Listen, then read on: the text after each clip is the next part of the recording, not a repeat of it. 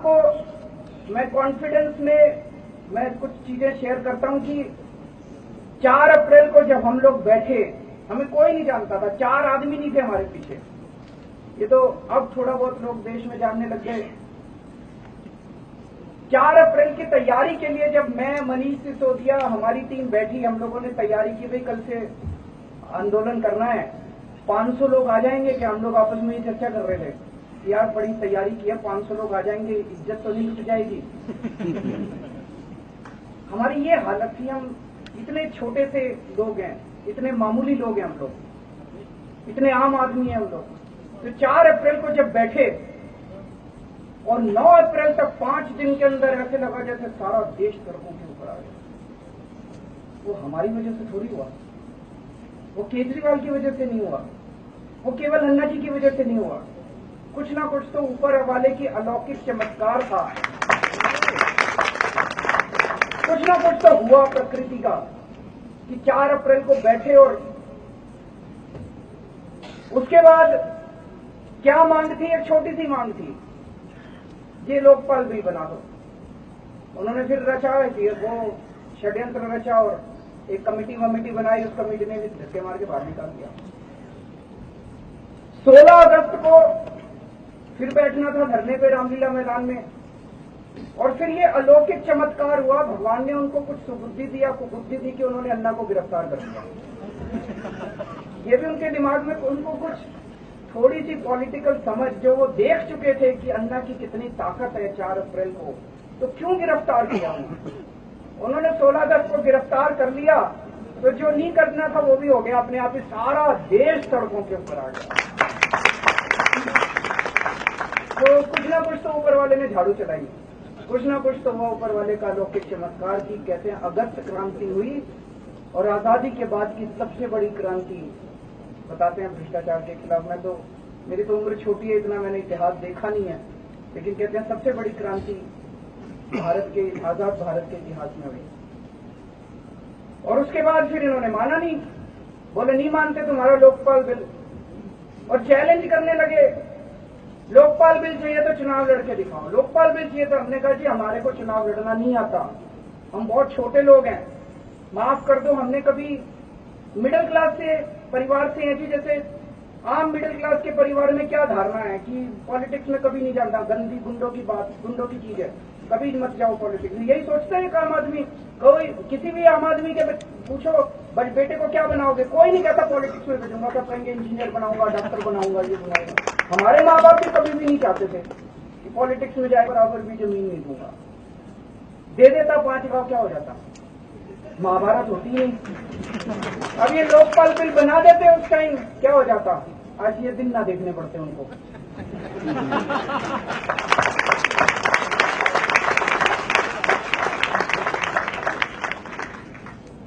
फिर हमने पार्टी बनाई। जब पार्टी बनाई, पूरा मीडिया, सारे देश के पॉलिटिकल पार्टी के लोग, सब लोग ये कह रहे थे कि ये सारे, अरे पार्टी ऐसे थोड़ी बन जाती है, इनके पास ना पैसा नहीं था हमारे पास, कुछ नहीं था हमारे पास, ना पैसा ना आदमी, कुछ नहीं था हमारे पास, फक्कड़ आदमी थे हम, अभी भी फक्कड़ है हमारे। आपको जान के ताज्जुब होगा, आज रूलिंग पार्टी है हमारी दिल्ली में, 67 सीट, हमारी 1 साल हो गया सरकार चलाते।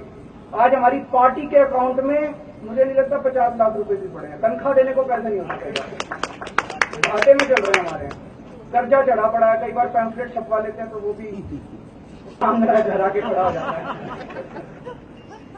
तो वो पार्टी बनाई, सारों ने कहा कि ये सबकी जमानत जब्त होगी, ये केजरीवाल की जमानत बच जाए शायद, बाकियों की तो जमानत जब्त होगी। उसके बाद 28 सीट आ गई।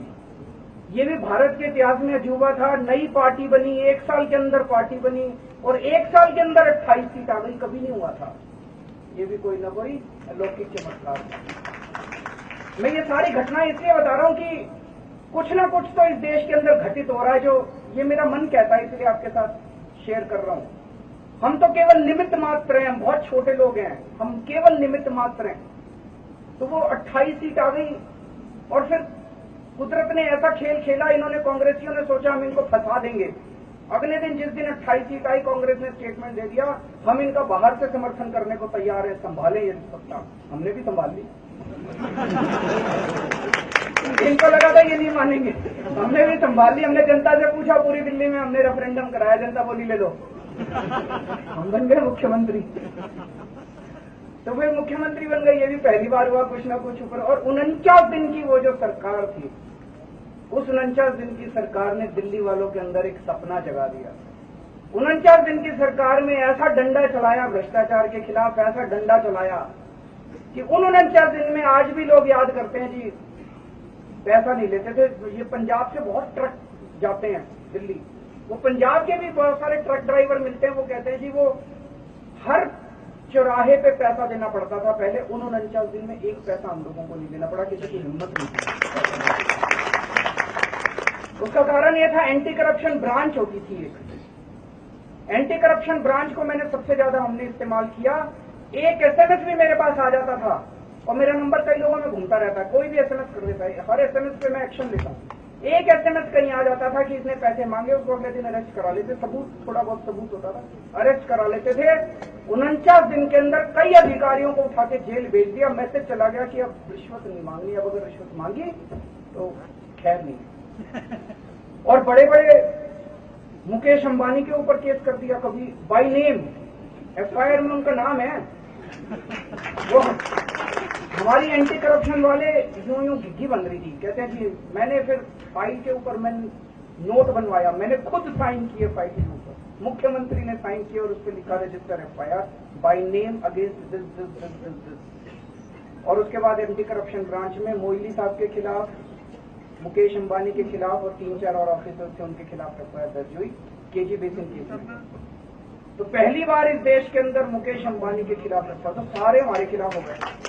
ये पॉलिटिशियन भी हो गए, ये बड़े बड़े इंडस्ट्रियलिस्ट भी हो गए, सारे हमारे खिलाफ हो गए। उसके बाद जब हमने इस्तीफा दिया, लोकसभा चुनाव में हारे, सब लोगों ने हमें राइट ऑफ कर दिया था। सब कोई इमेजिन भी नहीं कर सकता था ये जीतेंगे भी, किसी की उम्मीद भी नहीं थी ये जीतेंगे। और 70 में से 67 सीट आ गई। ये केवल भारत नहीं बताते, दुनिया भर में आज तक का सबसे बड़ा मैंडेट है जो किसी पॉलिटिकल पार्टी को मिला है। 55% वोट। जब इंदिरा गांधी जी मरी थी और राजीव गांधी जी का जब प्राइम मिनिस्टर बने थे, उस टाइम भी उनको 47% वोट मिला था। ये 55% वोट, ये भी कोई ना कोई अलौकिक चमत्कार था, हमारी वजह से नहीं हुआ। ये कुछ ना कुछ कुदरती शक्तियां हैं कि एक तरफ देश गर्त में जा रहा है और दूसरी तरफ प्रकृति अपने सारे चमत्कार करती जा रही है और जनता जुड़ती जा रही है, अपने आप जुड़ती जा रही है। एक सैलाब आ रहा है पूरे देश के अंदर, अपने आप जुड़ती जा रही है। तो जीत तो गए, 70 में से 67 सीट आ गई। अब जैसा भाई साहब ने कहा कि सत्ता में आने के बाद असली खेल शुरू होता है, उसको संभाल के रखना बड़ा मुश्किल होता है। जो हमने कहा उसको करके दिखाना बड़ा मुश्किल होता है। ये सबसे बड़ा चैलेंज था हमारे सामने, क्योंकि इतने मंत्री, इतने एमएलए, इतने पार्टी वर्कर, कहीं कोई कुछ गड़बड़ कर दे क्या होगा। एक बड़ा, जब रामलीला मैदान में मैंने शपथ ली थी, मैंने 2 ही चीजें कही थी कि बड़ा डर लग रहा है। 67 सीट का मतलब यह था कि बहुत बहुत बड़ी जिम्मेदारी जनता ने दी है, बहुत बड़ी जिम्मेदारी। अगर कहीं कुछ गड़बड़ हो गई, जनता का विश्वास टूट जाएगा, और जनता का विश्वास टूट गया तो अगले 40 साल तक जनता किसी और पर विश्वास नहीं करेगी, बहुत बुरा हो जाएगा। इसलिए बहुत जिम्मेदारी का काम था। और आज 1 साल के बाद मुझे कहते हुए बड़ा हर्ष और फक्र हो रहा है कि 1 साल के अंदर हमने जनता के उस विश्वास को बढ़ाया ही है, उसको कम नहीं होने दिया अपने करने से। जैसा भाई साहब ने अभी बताया, एक दिन मेरे पास एक किसी का एसएमएस आया, कहता जी आपका मंत्री 6 लाख रुपए मांग रहा है। मैंने फोन करवाया उसको तुरंत, मैंने कहा जी इस तरह के आरोप लगाने की जरूरत नहीं है। मैंने कहा तुम्हारे पास कोई सबूत है? कहता जी मेरे पास एक स्टिंग है, एक रिकॉर्डिंग है। मैंने कहा भेजो अभी। उसने रिकॉर्डिंग भेजी, मैंने और मनीष ने वो रिकॉर्डिंग सुनी। शुक्रवार की शाम की बात थी। मैंने और मनीष ने रिकॉर्डिंग, अभी किसी मीडिया वाले के पास नहीं थी, और वो जिसने भेजी वो वॉलंटियर था।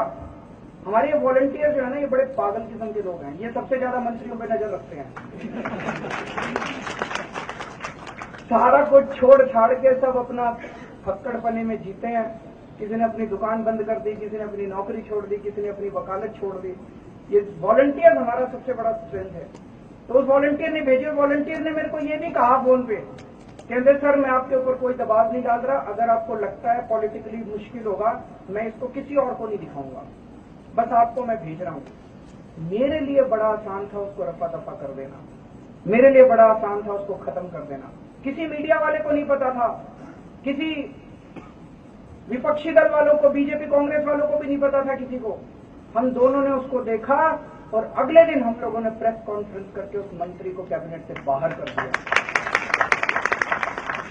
और केवल बाहर नहीं किया, मैंने खुद रिपोर्ट बना के उसको रिकॉर्डिंग को अटैच करके सीबीआई को भेज दिया। मैंने कहा अरेस्ट कर लो इसको। उसको अरेस्ट नहीं करते सीबीआई वाले, मेरे ऊपर रेड कराते थे।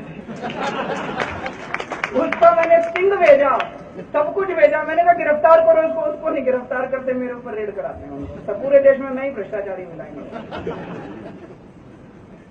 तो ये मुझे लगता है भारत के इतिहास में पहली बार हुआ था बिना किसी, उसका सबसे बड़ा फायदा ये हुआ, एक तो जनता का भरोसा बढ़ा, एक हमारी पूरी ब्यूरोक्रेसी में और पूरे पार्टी में मैसेज चला गया कि छोड़ने वाला नहीं है केजरीवाल, अगर मंत्री भी मिला तो उसको भी नहीं छोड़ेंगे हम, अगर मेरा बेटा भी कल को भ्रष्टाचार करते हुए मिला उसको भी नहीं छोड़ेंगे। इन्होंने ये सोचा था, जैसे मैंने बताया 49 दिन में हमारे पास एंटी करप्शन ब्रांच थी, इस बार जैसे ही मैं मुख्यमंत्री बना इन्होंने हमारी एंटी करप्शन ब्रांच पे केंद्र सरकार ने कब्जा कर दिया। हमारे पास पुलिस नहीं है वहां पे, इन्होंने पैरामिलिट्री फोर्सेस भेज के, सीआरपीएफ और बॉर्डर सिक्योरिटी फोर्स के लोग भेज के हमारी एंटी करप्शन ब्रांच की बिल्डिंग पे कब्जा कर लिया। क्या आज तक भारत के इतिहास में कभी नहीं हुआ कि केंद्र सरकार ने राज्य सरकार के किसी डिपार्टमेंट पे पैरामिलिट्री फोर्सेस भेज के कब्जा किया हो? ये भी भारत के इतिहास में, ये कॉन्स्टिट्यूशनल क्राइसिस नहीं है तो और क्या है? हमारे होम डिपार्टमेंट के ऊपर जिस कमरे में मैं बैठता हूं, मेरी 3 मंजिल ऊपर मेरा होम डिपार्टमेंट है, वहां पे केंद्र सरकार ने पुलिस भेज के हमारे होम डिपार्टमेंट के ऊपर कब्जा कर लिया। हमने कहा करने दो इनको जो करना है, देखते हैं। तो वो एंटी करप्शन ब्रांच पे कब्जा कर लिया। मैं अरेस्ट नहीं कर सकता किसी को, लेकिन जरा सा किसी का आता है, एसएमएस आता है कि यहाँ भ्रष्टाचार चल रहा है, उसको मैं सस्पेंड कर देता हूँ और नौकरी से निकालने की कार्रवाई शुरू कर देता हूँ। तो भ्रष्टाचार में कमी आई है, लेकिन अभी पूरा नहीं हुआ। पंजाब में जब सरकार बनेगी तो इसकी जरूरत नहीं पड़ेगी, वहां से एंटी करप्शन अपनी है। वहां पे ये सीआरपीएफ नहीं दे सकते, वहां पंजाब पुलिस भी अपनी है। वहां पे केंद्र सरकार कोई दखलंदाजी नहीं कर सकती। और पिछले 1 साल के अंदर बहुत सारे काम किए, लोगों को बहुत सारे हम लोगों ने वादे किए थे। उसमें भी जब हम मैनिफेस्टो बना रहे थे, हमने सरकार तो चलाई नहीं थी कभी, मैनिफेस्टो बना रहे थे तो एक भावना के साथ मैनिफेस्टो बनाया था। हमने कहा बिजली के बिल आधे कर देंगे। जब सरकार में बने हमने काफी कैलकुलेशन वगैरह करी और बिजली के बिल हम आधे कर पाए। 1 महीने के अंदर हम लोगों ने बिजली के रेट दिल्ली के अंदर आधे कर दिए। आपको ये जान के ताज्जुब होगा, जब मैं मुख्यमंत्री बना पूरे देश के अंदर सबसे महंगी बिजली दिल्ली के अंदर थी, और आज पूरे देश के अंदर हिमाचल प्रदेश छोड़ के सबसे सस्ती बिजली दिल्ली के अंदर है। हमें ये लगता था ये बिजली कंपनियां प्राइवेट हैं, दिल्ली के अंदर बिजली कंपनियां, ये बिजली कंपनियां बड़ा घपला कर रही हैं। बाहर जब थे एक्टिविस्ट थे तो बड़ा लगता था। हमने आने के बाद हमारी अकेली सरकार है पूरे देश के अंदर जिसने हिम्मत दिखाई कि इन बिजली कंपनियों को ऑडिट कराओ। क्यों? हम उनसे मिले हुए तो थे नहीं, ये तो मिले रहते थे उन बिजली कंपनियों के साथ। हमने ऑडिट कराया, हाईकोर्ट में किसी वजह से वो उल्टा जजमेंट आ गया, नहीं तो जो ड्राफ्ट ऑडिट रिपोर्ट पब्लिक में आई, सीएजी ने ऑडिट पूरा कर लिया था, 3-4 महीने पहले पूरा कर लिया था। बाद में हाईकोर्ट ने उसको ऑडिट रिपोर्ट को कहा भाई सीएजी की ऑडिट कराने का अधिकार नहीं है आपका, ऐसा कुछ बोला। उस ऑडिट रिपोर्ट के अंदर साफ आया कि 8,000 करोड़ रुपए का बिजली कंपनियों ने घपला किया है। अगर वो ऑडिट रिपोर्ट भी लागू हो जाती तो मैंने तो आधे ही करे थे, वो चौथाई हो जाते फिर दिल्ली के अंदर। मैं आपको घपले का वो बता रहा हूं, स्कोप कितना, किस लेवल पे घपले हो रहे हैं इस देश के अंदर, जो आम आदमी को पता ही नहीं चलते। हम लोगों ने अभी दिल्ली के अंदर, आप रोज अखबारों में पढ़ रहे होंगे, पहली बार ऐसा हुआ है कि कोई प्राइवेट स्कूल फीस बढ़ा रहे हैं। हमने उनको चिट्ठी लिखी, फीस बढ़ाई तो देख लेना, फीस नहीं बढ़ाने देंगे, और उन्होंने फीस वापस ले ली। और फीस वापस लेके जिन लोगों से पेरेंट्स से फीस बढ़ा के ली थी उनकी फीस वापस कर रहे हैं, रिफंड कर रहे हैं प्राइवेट स्कूल दिल्ली के अंदर। कभी सुना है इस देश के? पहली चीज तो प्राइवेट स्कूलों को सरकारें कभी लिखती ही नहीं है। प्राइवेट स्कूल बड़े पावरफुल होते हैं जी, गलत तो नहीं कह रहा, बड़ी इनकी सेटिंग होती है। और दिल्ली का मीडिया, पंजाब का मीडिया तो फिर भी थोड़ा सा सिंपैथेटिक है हम लोगों के, लेकिन दिल्ली का मीडिया तो कसर नहीं छोड़ता हमारी ऐसी तैसी करने में। तो दिल्ली के मीडिया ने भी वहां जाके मोहल्ला क्लिनिक देखा, उन्होंने भी तारीफ करी, तो इसका मतलब अच्छा ही होगा।